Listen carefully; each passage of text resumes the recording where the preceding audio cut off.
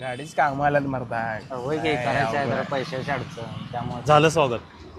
इथंच आहे हो.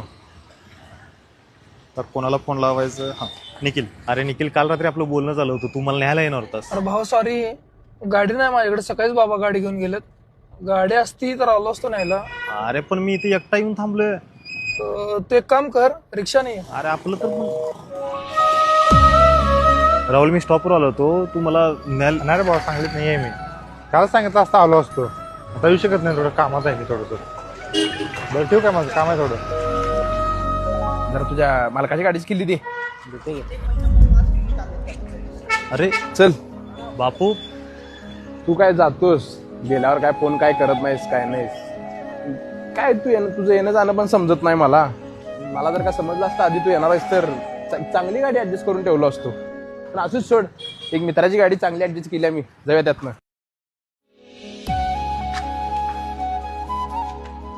अरे विरू, ह्या गाडीनं जायचं आपण.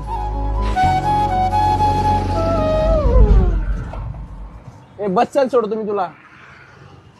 बापू, हे सोडून दुसरं काहीतरी कर रे. किती दिवस रिक्षा चालणार आहे सांग बुवा.